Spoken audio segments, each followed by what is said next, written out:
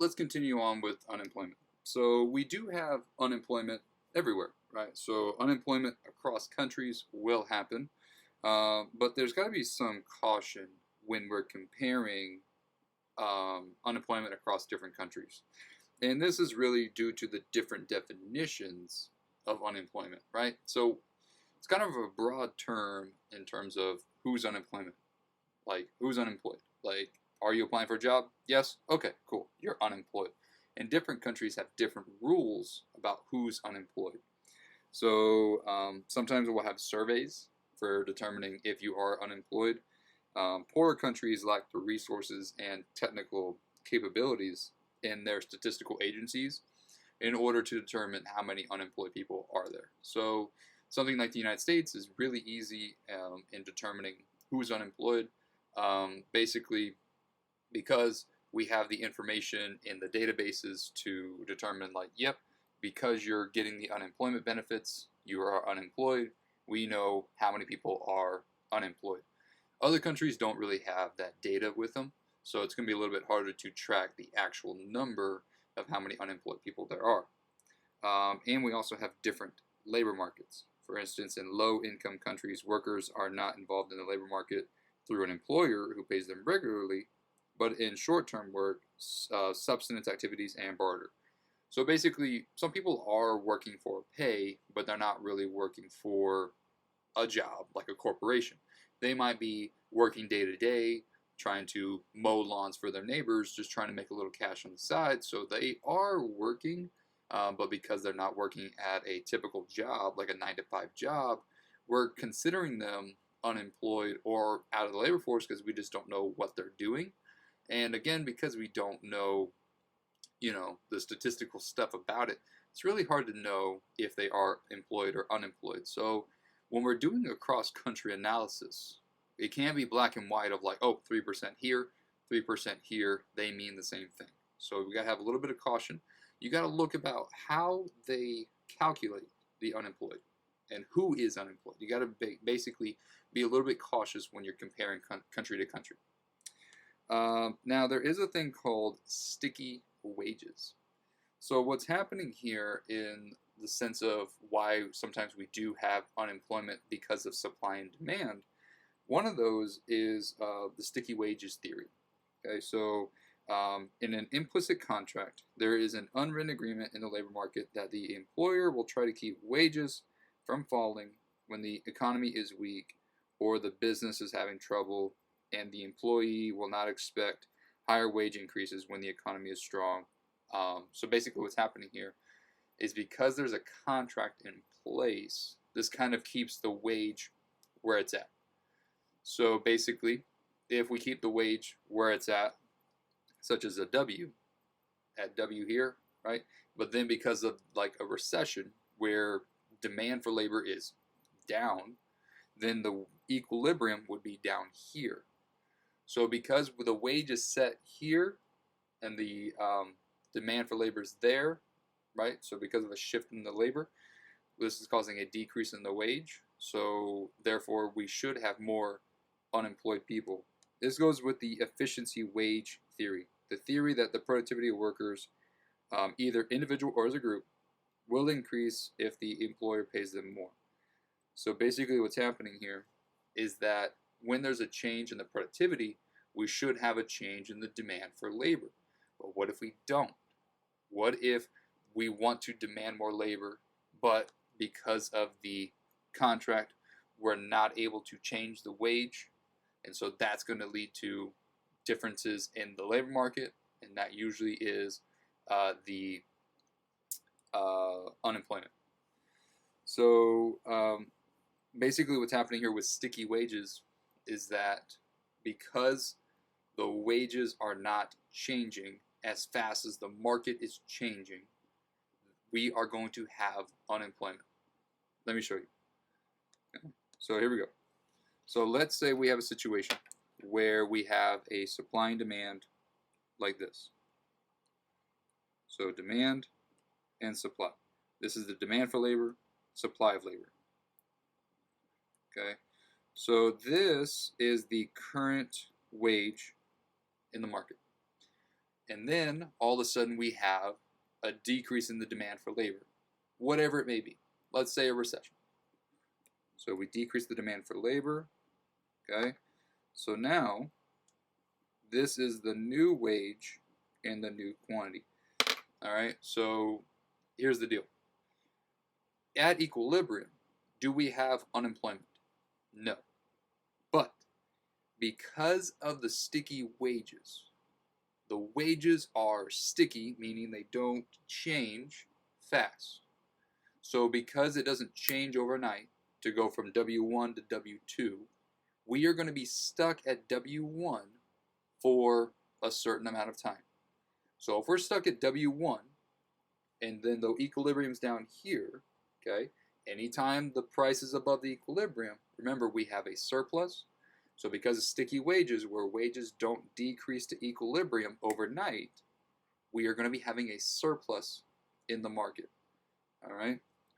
And so what's happening here is because wages are sticky, they don't change as fast. When there's a change in the labor market, we will have unemployment. So sometimes you'll hear about wages are sticky downward. Basically, because there's a change in the labor market, it's going to change a lot. It's going to take a long time before wages to decrease. So wages are sticky downward, and this will cause unemployment. Now let's talk about the different types of unemployment we have. There are three types. There are cyclical unemployment. This is unemployment closely tied to the business cycle. So if times are bad, you are losing your job because times are bad, then you are cyclically unemployed. Because your boss comes to you and says, hey, because the economy is bad, we need to let you go, you are cyclically unemployed. Okay? The whole point about these three types is basically, why are you unemployed?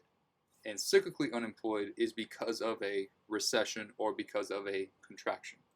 So cyclically unemployed, you are losing your job because of a recession or the business cycle.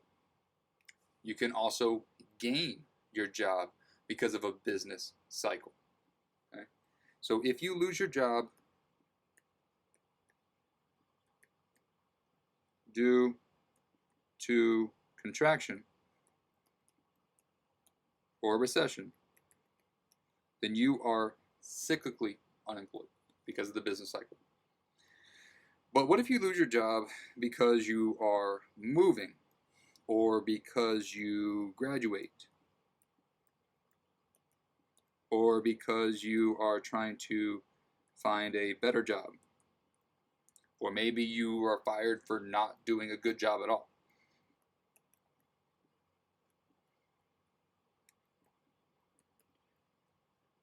For not being productive. If those are the reasons why you are unemployed, you are called frictionally unemployed. Basically here, okay, you quit your job.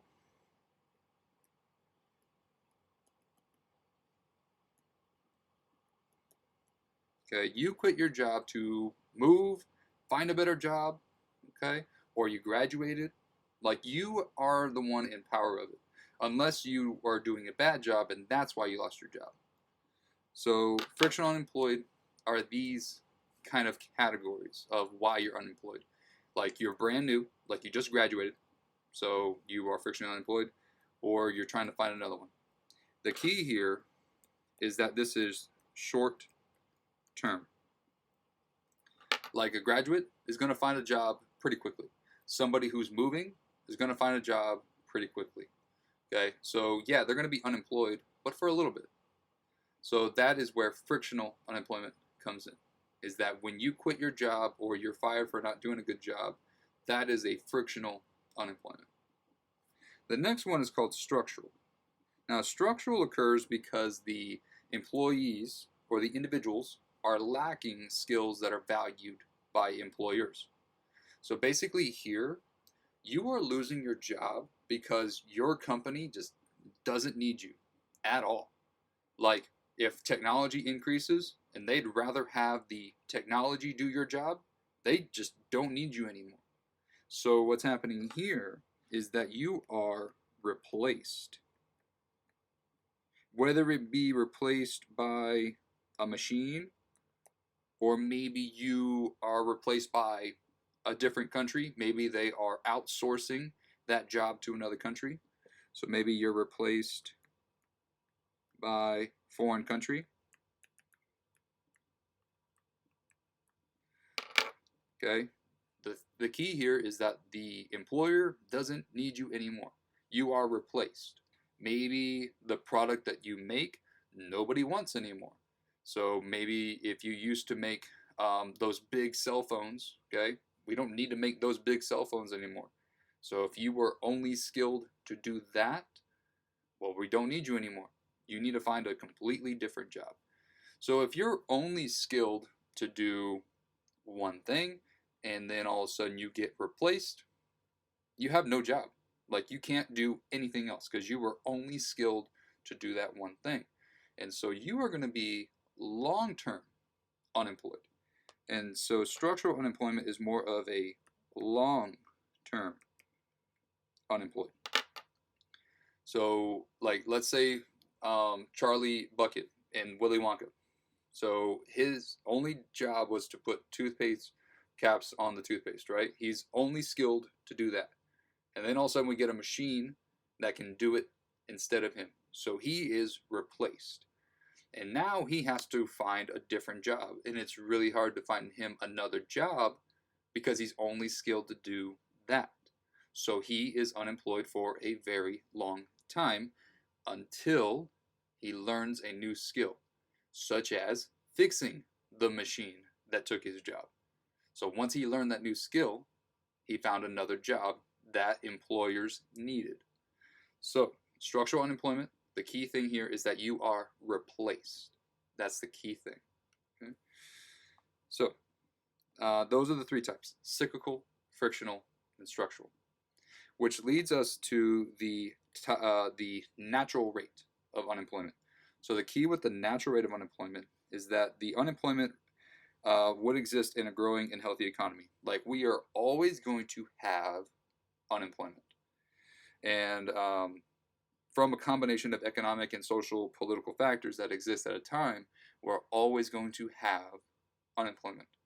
Now, the two types that we do have are frictional and structural. So anytime we're talking about the natural rate of unemployment, this is your frictional and structural. Okay? When your actual rate of unemployment is the same as your natural rate, this is a good thing. Like you only have frictional and structural unemployment. There is no cyclical. So if there's no cyclical unemployment, there is no contraction happening. There's no recession happening. That's a good thing. So when your actual unemployment, when you're at your natural rate, there is zero cyclical unemployment.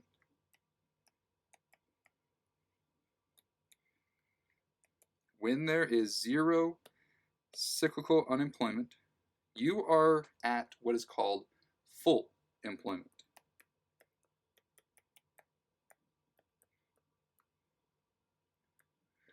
Full employment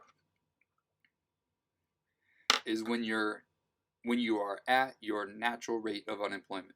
When you have zero cyclical unemployment, you are at full employment. Okay?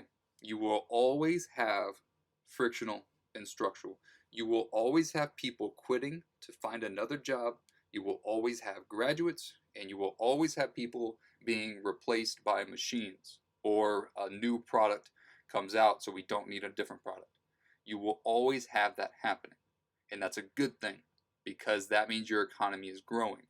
So you will always have frictional and structural, and that is your natural rate of unemployment. When you have zero cyclical unemployment, that means you are at your natural rate of unemployment. If you are at your natural rate of unemployment, you are at full employment.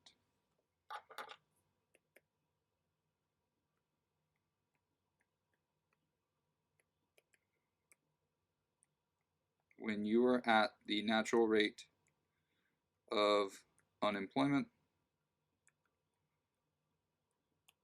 then you are at full employment. Okay? If we have cyclical unemployment, so we have frictional, structural, and cyclical, this is just your unemployment rate. Okay? So cyclical plus frictional plus structural, this is your actual unemployment.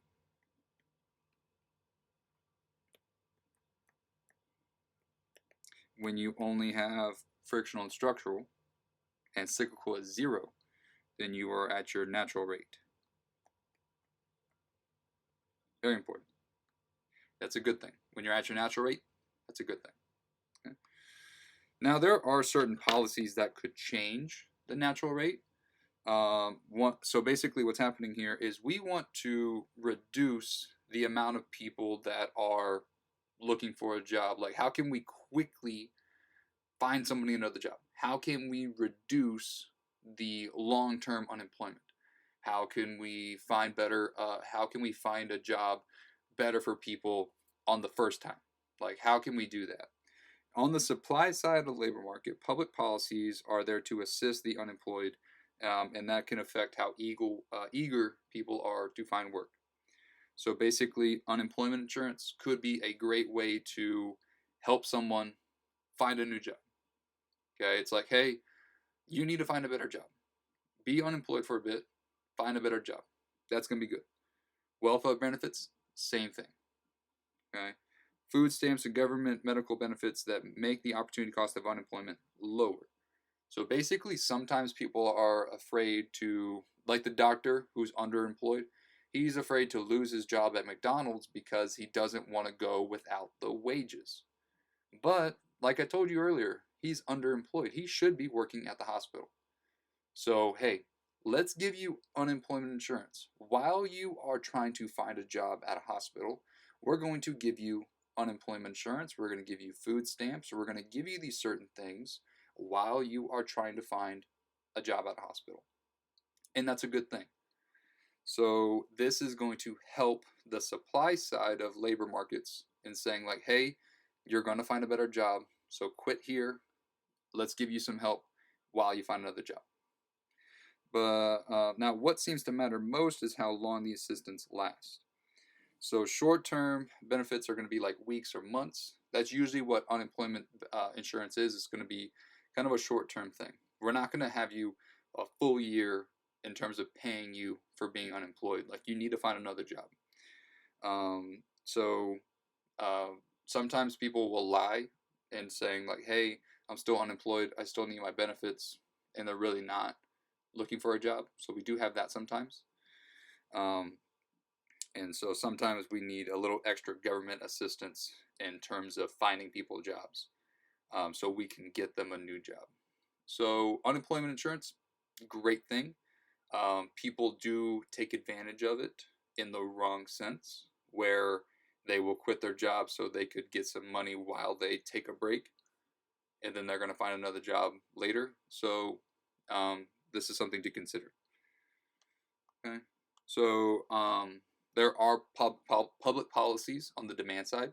So there are certain things such as government rules to say like, hey, you have to pay the minimum wage.